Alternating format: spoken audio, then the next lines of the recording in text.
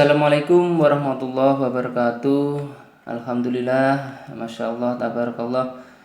Mudah-mudahan senantiasa dalam keadaan sehat dan dimudahkan segala urusannya, amin. Baik Bapak Ibu, kembali kita akan membahas kali ini terkait emis TPG ya. Jadi emis TPG sebenarnya ini bukan hal yang baru. Di sini alamatnya adalah http emispendis.kemenak.go.id. Nanti saya cantumkan di deskripsi ya. Kemudian yang paling pertama adalah ya ini. Kita masukkan dulu email yang sudah kita daftarkan. Mohon maaf, salah email lembaga. Kita copy.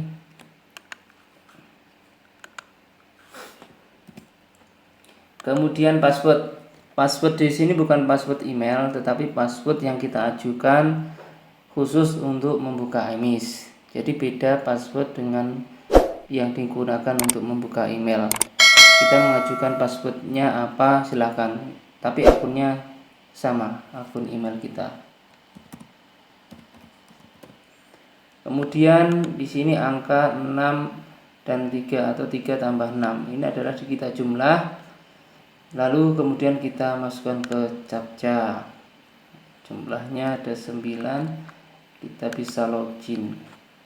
Nah, seperti inilah gambarannya terkait dashboard emis PD Pontren TPG Al Azhar. Nanti semua sama seperti ini. Ini masih kosong karena juga belum mengisi karena masih baru. Ini aplikasinya baru ya, terus masih kosong. Jadi harus dicicil sejak sekarang, kalau tidak nanti ketinggalan, soalnya banyak sekali. Kita mulai dari profil. Ini ada profil, kebetulan kemarin sudah saya isi iseng-iseng ini ya, masih yang profil. Kemudian ada kelembagaan, ini terdiri dari 3 poin. Isinya apa ya, nanti bisa dicek ya. Kita tidak bahas ini dulu, nanti yang kita bahas adalah profil, kemudian kesiswaan dan ustadz. Ini banyak sekali nanti yang harus diisi.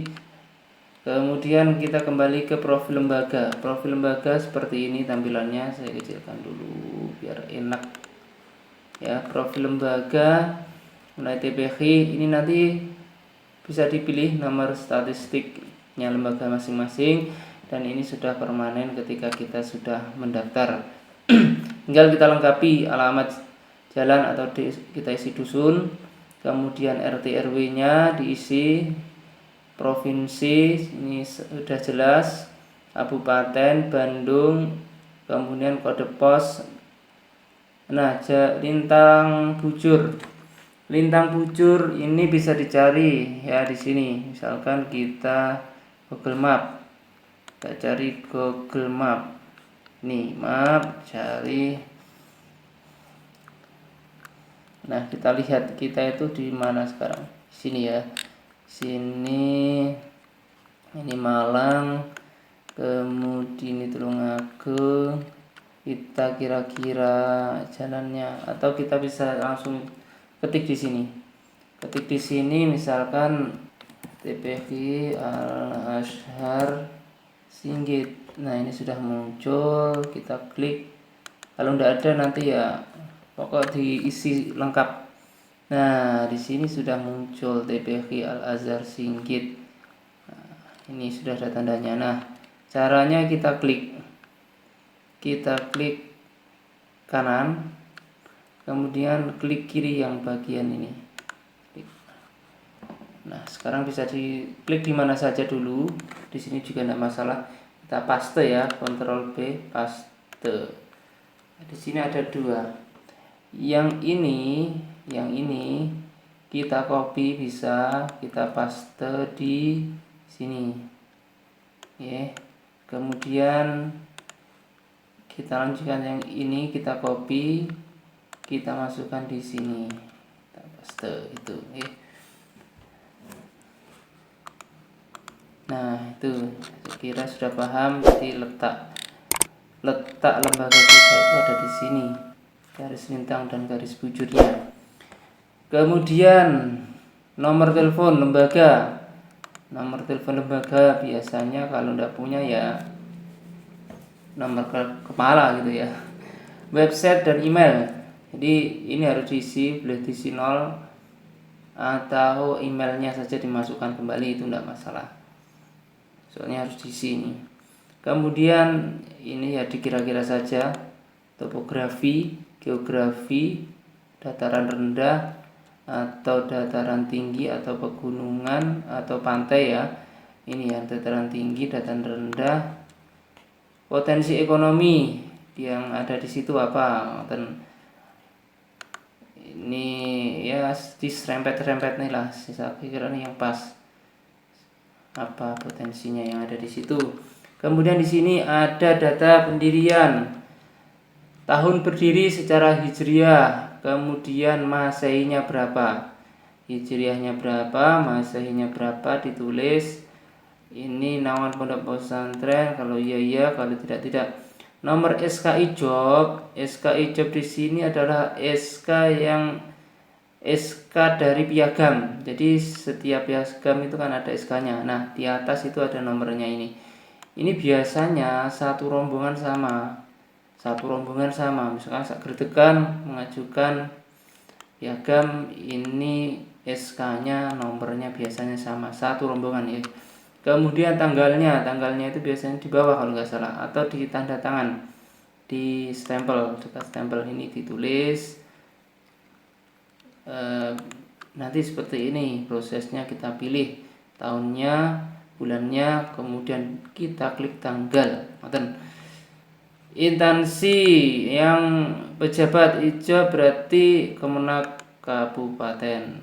Selesai, kita klik simpan. Ini kita klik simpan saja. Nah, sukses. Kemudian sukses ya. Kemudian kita langsung ke siswaan dulu. Data siswa. Nah, jadi data siswa ini kalau sudah terisi nanti akan muncul di sini sejumlah siswa yang kita masukkan. Nah, di sini ada menu refresh, tambah baru, download template, kemudian upload template. Yang saat ini untuk template belum maksimal, jadi masih riskan ya. Artinya ketika nanti kita sudah mengisi di template, ketika diupload ini masih banyak yang gagal. Jadi istilahnya belum sempurna, ini belum bisa dipakai lah. Jadi kita lebih amannya tambah satu persatu. Ini tambah baru. Baik, tambah baru, kita disuguhkan pertanyaan-pertanyaan ya. Ini nomor statistik, kita klik lembaga. Ini saya tidak mengisi ya, karena datanya tidak bawa pada saat ini, jadi saya arahkan saja.